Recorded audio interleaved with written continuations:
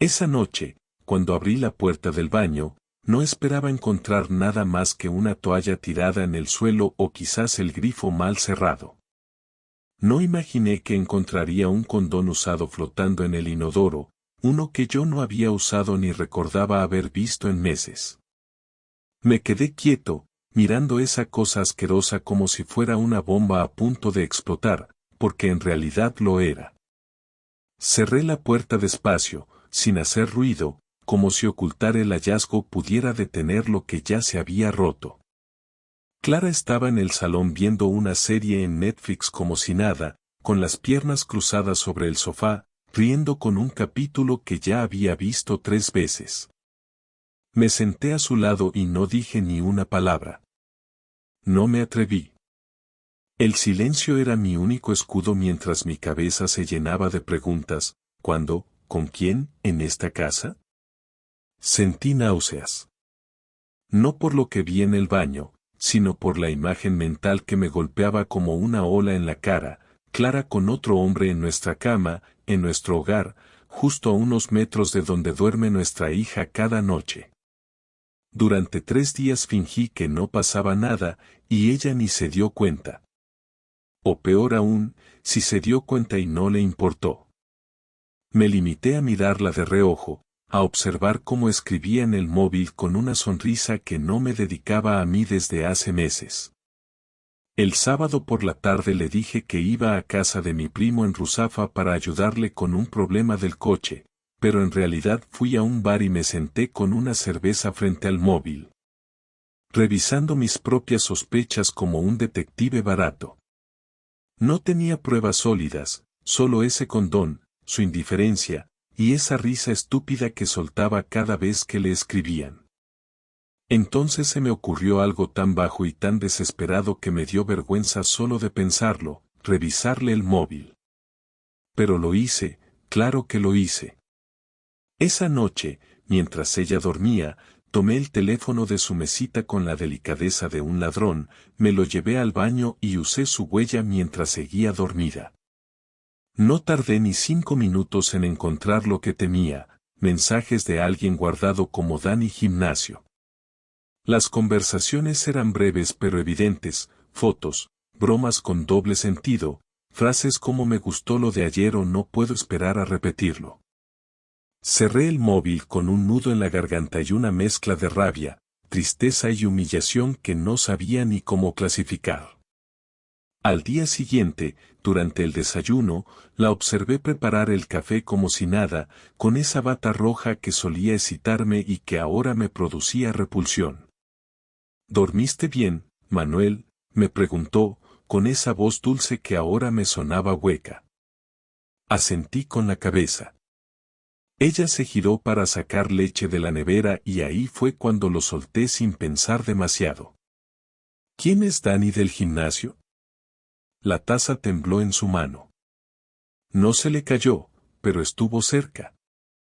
Se giró lentamente y me miró con cara de póker. ¿Por qué preguntas eso?, me dijo. No contesté, solo la miré. Le revisaste el móvil, soltó, sin siquiera negar nada. Me quedé mudo, porque su reacción fue lo que más me dolió. No gritó, no lloró, no me insultó. Solo se encogió de hombros como si estuviera resignada a que tarde o temprano me enteraría. Entonces añadió, no es lo que piensas. Y me reí, pero no de manera divertida, sino con esa risa seca que uno suelta cuando ya no le queda ni una gota de esperanza. No hubo gritos ni escenas, solo esa calma tensa que da más miedo que cualquier tormenta. Clara no se molestó en fingir ni un poco. Se quedó en silencio un rato, como si pensara qué versión soltarme, cuál sería la menos sucia. Luego se sentó en la silla frente a mí, cruzó los brazos y soltó un suspiro largo que no decía nada, pero lo decía todo. Manuel, no quiero mentirte, dijo al fin, conocí a Dani en el gimnasio hace unos meses. Empezamos hablando de tonterías, luego pasamos al café de después de entrenar, y, no fue planeado. No era mi intención. Esa última frase me hizo apretar los dientes. Me contuve para no romper el vaso que tenía en la mano. ¿Cuántas veces?, pregunté. Ella bajó la mirada, dudó unos segundos que parecieron una eternidad. 3, dijo. No me importaba si era verdad o no, ya no podía creer nada. Solo quería escuchar su voz decirlo, obligarla a ponerle un número, a reconocer en voz alta que había dejado que otro entrara en nuestra vida como si yo fuera invisible. No supe qué decir. Me levanté de la mesa, agarré las llaves del coche y salí sin rumbo, solo para alejarme. Conduje por las calles de la ciudad sin un destino fijo, dando vueltas sin sentido mientras la rabia me iba subiendo por dentro como una olla cerrada. No lloré. No grité. Solo me repetía una y otra vez que no podía ser real, que algo tenía que haber fallado en mí para que ella buscara a otro. Me sentía estúpido, un imbécil que no vio las señales o que prefirió ignorarlas por comodidad. Recordaba cada cena que preparé, cada vez que cuidé a Lucía mientras ella salía con sus amigas, y sentía que toda esa entrega había sido usada como un escudo para esconder su traición. Volví tarde, cuando ya no quedaban coches en la calle y todo el barrio estaba apagado. Clara no estaba en el salón, ni en la cocina. La encontré en nuestra habitación, sentada en la cama, mirando el suelo como una estatua. Cuando me vio entrar, abrió la boca como para decir algo, pero no salió ni una palabra. No la dejé hablar. Me quité la chaqueta, la tiré a un lado y le dije con voz firme, si tienes algo más que decir, dilo ahora. Todo. Porque después de hoy no quiero más explicaciones. Clara se llevó una mano al pecho como si le doliera algo, y entonces empezó, no quería que pasara, Manuel. Al principio era solo una forma de desconectar, de sentirme, viva, no sé. Tú siempre estás tan centrado en el trabajo, en la casa, en Lucía, que a veces siento que yo no estoy en tu lista. Y no lo digo para justificar lo que hice, sé que no tiene perdón. Pero con él sentía que podía respirar, que no era solo una madre o una esposa funcional. Él me escuchaba. Me miraba. Me deseaba. La miré sin decir nada. Escuchaba, pero cada palabra me dolía más que la anterior. Pensar que el esfuerzo que hacía para mantener todo en pie, para que no le faltara nada a ella ni a nuestra hija, era visto como una especie de abandono emocional me desarmaba por dentro. ¿Y qué pensabas hacer?, pregunté al fin, seguir con los dos, esperar a que un día me diera cuenta o simplemente cansarte de fingir. Clara se encogió de hombros, y eso me llenó de asco. No lo sé. Quería dejarlo antes de que tú lo descubrieras, de verdad. Pero cada vez que lo intentaba, me volvía a buscar, y yo caía. Me levanté sin mirarla, fui al armario, agarré una manta y un cojín, y salí de la habitación sin decir una palabra más. Dormí en el sofá esa noche, y también la siguiente. Durante el día, no hablábamos más que lo necesario por Lucía. Clara intentaba acercarse, preparar la comida, poner una película en común, pero yo no reaccionaba. En mi mente solo había una idea, repetida en bucle: me usaron. Me usó. Me sacó todo lo que pudo, cariño, estabilidad, tiempo, y cuando necesitó algo diferente, no me lo pidió, no me lo dijo. Solo fue y lo buscó en otro sitio como si yo fuera un objeto que se deja en casa mientras uno sale a divertirse. Al tercer día, salí del trabajo antes de tiempo y pasé por el gimnasio donde supuestamente iba Clara. Me senté en el coche y esperé. No tardó en aparecer Dani. Lo reconocí por las fotos que vi en el móvil: moreno, cuerpo de modelo barato, la sonrisa de quien se cree invencible. Caminaba como si el mundo fuera suyo. Esperé a que saliera solo, lo seguí unas cuadras y me bajé del coche sin pensar. Me paré delante de él y le dije, tú eres Dani, ¿verdad? Se sorprendió, claro. Me miró de arriba abajo, probablemente sin saber quién era. ¿Nos conocemos?, preguntó. Sí, le respondí, soy el marido de Clara. Ahí cambió la cara. Puso esa expresión estúpida de alguien que sabe que la ha cagado. Intentó decir algo, pero levanté la mano para detenerlo. No hables. Solo quiero que sepas que te voy a sacar de nuestra vida. No quiero verte más cerca de mi familia. Y si vuelves a escribirle, te lo haré pagar. Esto no es una amenaza, es una promesa. Volví al coche, me temblaban las manos, pero me sentía mejor. No por lo que dije, sino porque había recuperado un poco de control, aunque fuera solo un poco. Esa noche, mientras Clara preparaba la cena, le dije que teníamos que hablar seriamente, pero no ahora, no frente a nuestra hija. Le dije que en 2 días, el sábado por la tarde, saldríamos a hablar, solos, y que me dijera toda la verdad sin adornos, sin excusas. Me miró con miedo, pero asintió. El sábado llegó con una tensión tan densa en el ambiente que hasta Lucía, sin entender nada, prefería estar en su habitación jugando sola. Clara pasó toda la mañana limpiando la casa sin razón, doblando ropa que ya estaba doblada, revisando cajones que nunca usábamos. Yo, en cambio, estuve en silencio, esperando que dieran las 5, la hora que habíamos acordado para salir a hablar, para poner sobre la mesa todo lo que había pasado. Ni siquiera intentamos almorzar juntos. Me hice un bocadillo en la cocina sin cruzar palabra con ella. A las 5 en punto, le dije que nos íbamos.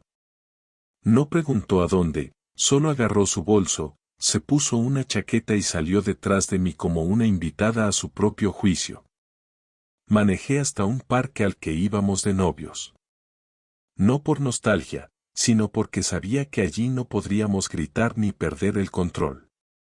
Había familias con niños, gente paseando a sus perros, y esa tranquilidad externa iba a obligarnos a hablar con la cara limpia. Nos sentamos en un banco, uno al lado del otro, pero sin tocarnos. Me tomé un minuto antes de empezar, mirando al suelo, hasta que sentí que ya no tenía sentido seguir demorando nada. Habla tú primero, le dije. Quiero escucharlo todo. Y no me maquilles las cosas. No quiero una versión suave. Dímelo como es, aunque duela. Clara se pasó la mano por el rostro, nerviosa. Luego se cruzó de brazos, respiró hondo y comenzó. Conocí a Dani hace unos 6 meses. Empezamos a coincidir en la clase de spinning. Yo iba 2 veces por semana, y él también. Al principio era una tontería, me decía cosas para hacerme reír, que si el profe nos mataba, que si yo pedaleaba mejor que él. Cosas así. Después empezamos a hablar un poco más, me contaba cosas de su vida, que estaba separado, que tenía un hijo, que vivía solo. Me sentía cómoda. Me hacía sentir vista, y eso me faltaba. No me lo tomes a mal, Manuel, pero en casa sentía que solo existía cuando algo fallaba, cuando Lucía se enfermaba, cuando faltaba leche en la nevera, cuando no encontrabas tus llaves. Con Dani era diferente. Me escuchaba. No respondí. Solo asentí, porque ya sabía lo que iba a decir después. Ella lo sabía también, pero igual lo soltó. Un día me escribió por Instagram, empezamos a hablar casi todos los días. Me preguntaba cómo estaba, cómo había dormido. Una tarde me invitó a tomar algo después del gimnasio. Fui. Y después de ese día empezamos a vernos a escondidas. En su casa, en su coche, una vez incluso aquí en este mismo parque. No fue solo algo físico, aunque eso también pasó. Fue algo que se fue armando y que yo dejé crecer porque necesitaba sentirme deseada, sentir que todavía le gustaba a alguien. Tragué saliva. Me ardía la garganta. La miré a los ojos. ¿Y qué pensabas hacer? ¿Seguir fingiendo toda la vida? ¿Esperar a que me diera un infarto un día de estos por el trabajo mientras tú jugabas a tener una vida secreta? Clara bajó la cabeza, avergonzada. Te juro que pensé en contártelo muchas veces. Pero me daba miedo perderlo todo. A ti, a Lucía, nuestra casa. Y cada vez que decidía terminarlo, él volvía a buscarme y yo, caía otra vez. No sé si por él o por lo que representaba. Por cómo me hacía sentir. La rabia me atravesó el pecho, pero no la solté ahí. ¿Y ahora qué? Pregunté. ¿Lo vas a seguir viendo? ¿Te vas con él? ¿Quieres separarte? ¿Qué coño quieres, Clara? Ella se quedó en silencio, tragando su propio veneno. No quiero estar con él. Lo dejé definitivamente esta semana. Me pidió que lo pensara, que le diera otra oportunidad, pero le dije que no. Porque me di cuenta de que no era amor, era un escape. Una manera de huir de lo que no me atrevía a enfrentar contigo. No quiero irme con él. Pero tampoco sé si tú vas a poder perdonarme, y lo entiendo si no puedes. Levanté la vista, miré a los niños jugando, a una pareja que paseaba de la mano. Me sentí ajeno a todo eso. No es cuestión de perdón, Clara. Es cuestión de confianza. De respeto.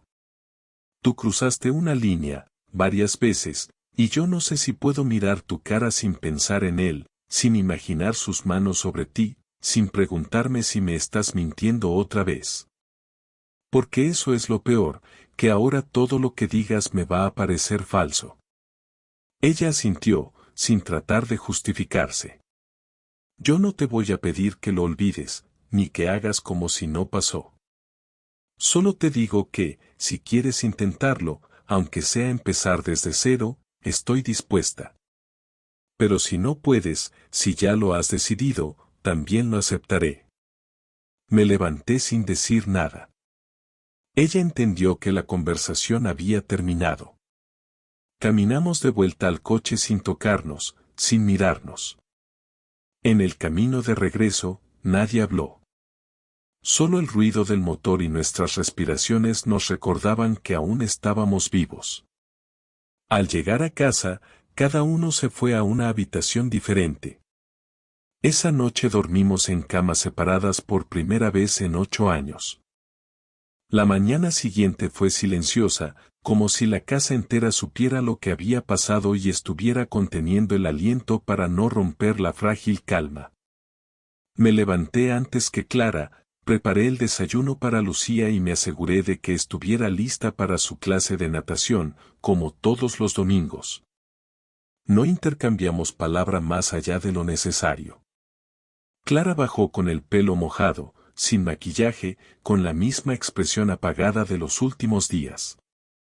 Cuando Lucía salió con su mochila a la espalda y la sonrisa intacta que aún no sabía lo que escondía nuestra rutina, le dije que yo la llevaría.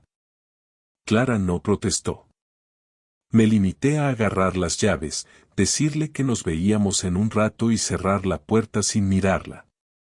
Después de dejar a Lucía en la piscina, en lugar de volver a casa, me detuve en un bar de carretera donde solíamos ir cuando queríamos desconectar del bullicio. Pedí un café solo, amargo, fuerte, como necesitaba sentirlo, y saqué el móvil. No sabía exactamente qué iba a hacer, pero algo dentro de mí ya se había encendido desde el día que hablé con Dani. No iba a quedarme quieto mientras ella se quedaba con la tranquilidad de haber decidido terminar con él, como si eso bastara. Ella había destruido algo, y ahora venía a ofrecerme los restos para que yo viera si los quería o no. No. Eso no era suficiente. Si yo iba a quedarme, tenía que hacerlo en mis propios términos. Y si me iba, ella no iba a quedarse como la víctima de su propia confusión. Pasé la tarde escribiendo en una libreta una lista de cosas que ella había dicho, hechos concretos, fechas que recordaba. Cada cosa que pudiera servir si esto llegaba más lejos. No era solo por venganza. Era por claridad. Quería poner todo en orden, como lo haría con cualquier otro problema. Y luego, empecé a hacer llamadas. Un abogado amigo de un colega, especializado en temas familiares, aceptó verme esa misma semana. No le dije a Clara nada todavía. Quería escuchar opciones, saber mis derechos. Ella no podía simplemente traicionarme y luego decidir que el matrimonio seguía si yo aceptaba. Cuando volví a casa con Lucía, Clara estaba en la cocina. Me miró con esos ojos cansados que ya no decían nada. Tenemos que hablar esta noche, le dije. Ella asintió, y fue todo. Después de acostar a Lucía, me senté en el salón con una cerveza, mientras Clara se acomodaba en el otro extremo del sofá. Había distancia física y mental. Entonces hablé. He estado pensando.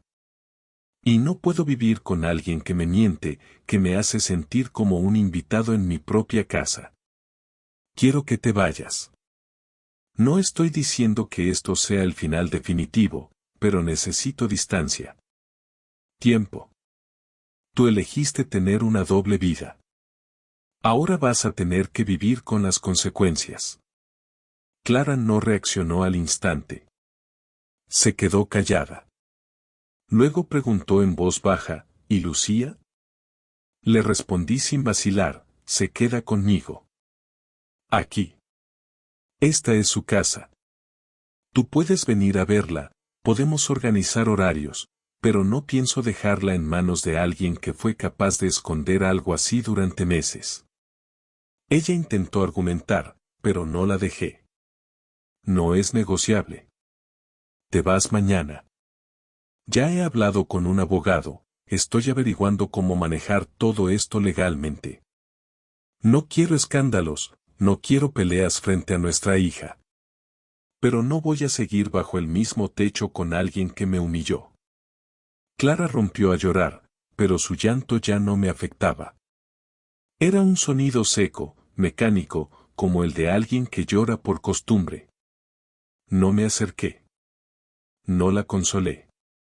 Solo me levanté y subí a dormir en la cama de Lucía mientras ella seguía ahí abajo. A la mañana siguiente, me levanté y me encontré con Clara en el pasillo con una maleta pequeña. Ni siquiera me miró.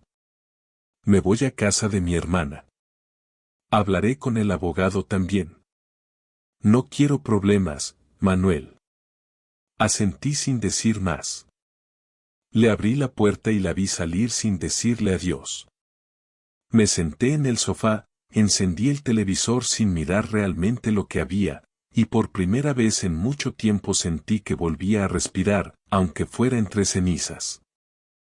Pasaron 3 semanas sin que Clara pusiera un pie en la casa. Durante ese tiempo, nos comunicamos solo por mensajes para coordinar las visitas con Lucía, sin palabras de más ni saludos vacíos. Yo me encargaba de todo, levantarme temprano, preparar el desayuno, llevar a la niña al colegio, trabajar desde casa, cocinar, limpiar, revisar tareas, acostarla, repetir. No había espacio para pensar demasiado, y eso era lo único que me mantenía funcionando. Pero cada noche, después de que Lucía se dormía, me sentaba en la cocina con una cerveza frente a mí, sin tocarla, solo mirándola mientras pensaba en lo fácil que Clara había dejado caer todo. El silencio en la casa era constante, y aunque a veces se sentía como alivio, otras veces me partía el ánimo en dos. No porque la extrañara a ella, sino porque lo que habíamos construido durante 8 años ya no existía, y no había forma de recuperarlo. Una noche, al volver de dejar a Lucía con su madre, encontré un sobre debajo de la puerta. No era una carta formal, ni escrita a máquina, solo una hoja doblada con su letra. Decía que quería hablar, que no aguantaba más esta distancia, que no se trataba de insistir en volver, sino de tener una conversación de verdad. No respondí ese mismo día. Me tomé unas horas para pensar si tenía sentido abrir la puerta a algo más. Al final, accedí a verla, pero puse mis condiciones, solo en casa, sin Lucía, sin rodeos. Aceptó, y acordamos el sábado siguiente por la tarde. Llegó puntual, vestida como si fuera a una reunión de trabajo, con el rostro tenso y sin maquillaje. Se sentó en la misma silla donde me confesó la infidelidad, y el solo verla ahí volvió a encender todo el desprecio que intentaba contener. Pero también quería entender, aunque solo fuera para cerrar el capítulo sin quedarme con preguntas flotando. Clara empezó hablando de Lucía, de cómo le dolía verla confundida, de cómo preguntaba cuando íbamos a dormir juntos otra vez, cuando mamá volvía a casa. Le respondí sin suavizar nada. Tú provocaste esto. Tú creaste esta distancia. Ahora te toca aguantar lo que venga. Se quedó callada, tragó saliva y siguió. No vine a justificarme. Ya hice bastante daño. Pero necesito decirte algo más. Lo que pasó con Dani no fue un error puntual. Fue una cadena de decisiones horribles que yo tomé. Nadie me obligó, nadie me engañó. Yo lo permití, y ni siquiera puedo decir que fue por amor o por pasión. Fue por cobardía, por necesidad de atención, por no tener los ovarios de enfrentarte y decirte que me sentía mal. Siempre fuiste tan correcto, tan ordenado, tan enfocado en hacer las cosas bien, que yo me fui haciendo pequeña al lado tuyo. No supe cómo pedir espacio. Así que escapé, y lo hice de la forma más sucia. Escucharla decirlo con tanta claridad no me calmó, pero sí me confirmó lo que ya sospechaba: no hubo accidente, no fue una caída espontánea, fue una traición pensada, sostenida, consciente. Y eso no se borra con lágrimas ni arrepentimientos. Le dije que la entendía, pero que ya era tarde.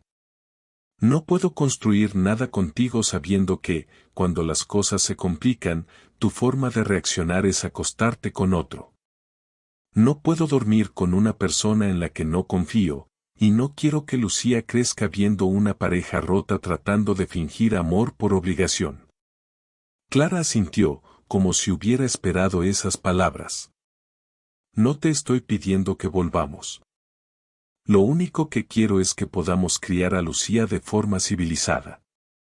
Que no nos convirtamos en esa clase de expareja que usa a la hija como excusa para vengarse del otro. Yo voy a buscar un piso cerca. Ya estoy hablando con una abogada para organizar bien la custodia. Pero antes de dar ese paso, necesitaba mirarte a la cara y decirte esto. Que lo lamento. Que te fallé no solo como mujer, sino como compañera, como madre, como persona. Después de eso, se levantó, tomó su bolso y caminó hacia la puerta. Antes de salir, se giró y preguntó: ¿puedo abrazarte, aunque sea por última vez? No supe qué responder. Me quedé quieto. Ella entendió y se fue sin esperar. Cuando la puerta se cerró, sentí un peso raro en el pecho, no de tristeza, sino de certeza.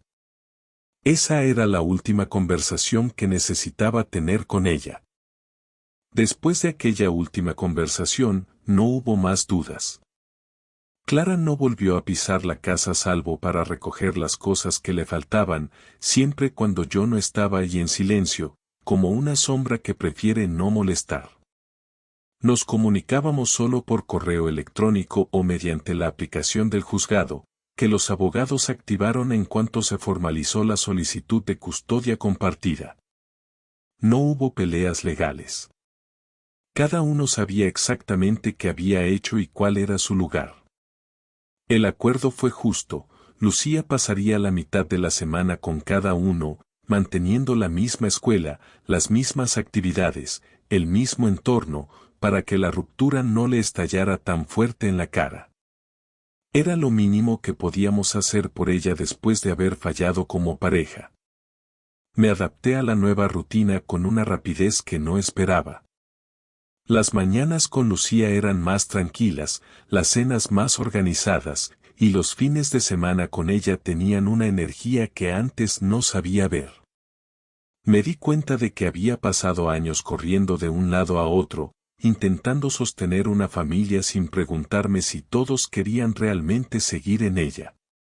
Ahora, con la casa en silencio cuando estaba solo, y con Lucía llenándola de vida cuando tocaba, entendí lo que era tener paz, aunque viniera después de una guerra. Algunas noches me encontraba repasando mentalmente los detalles de todo lo ocurrido, pero no desde el dolor sino desde la claridad. Clara no fue un error. Fue una etapa. Un tramo del camino que terminó y ya no debía retomar. Una tarde de domingo, unas semanas después de que firmamos el acuerdo, Clara vino a buscar a Lucía y me pidió hablar un minuto. Acepté porque no quería convertir nuestra relación en un campo minado. Nos quedamos en la entrada de la casa mientras Lucía se abrochaba los zapatos en el pasillo. Clara me miró con una expresión que ya no reconocía, una mezcla de respeto y distancia. Solo quería decirte que gracias por no haber hecho esto más difícil de lo que ya era, dijo. Asentí sin decir nada. No tenía nada más que agregar. Ella bajó la mirada y continuó. Sé que nunca me vas a perdonar, y no espero que lo hagas. Solo quiero que sepas que estoy intentando cambiar. No por ti, sino por Lucía. Por mí también. Le respondí con lo único que tenía dentro. No te odio, Clara. Pero tampoco siento nada parecido a lo que alguna vez sentí. Lo que hiciste rompió algo que no se puede arreglar. Yo también estoy intentando reconstruirme, pero sin mirar atrás. Ya no estoy interesado en salvar lo que quedó. Estoy ocupado en construir algo nuevo, para mí, para nuestra hija. Y en eso no hay espacio para el pasado. Ella asintió, con los ojos vidriosos, pero sin lágrimas. Se dio media vuelta, tomó la mano de Lucía y se fueron. Cerré la puerta sin mirar más. Esa fue la última vez que tuvimos una conversación personal. Desde entonces, todo se redujo a lo justo y necesario, sin gestos innecesarios ni frases que buscaran reabrir heridas. Con el paso del tiempo, volví a salir, a ver amigos que había dejado de frecuentar por la rutina, a recuperar espacios que había perdido. Empecé a ir al gimnasio, no por estética, sino porque necesitaba tener el cuerpo tan ocupado como la cabeza.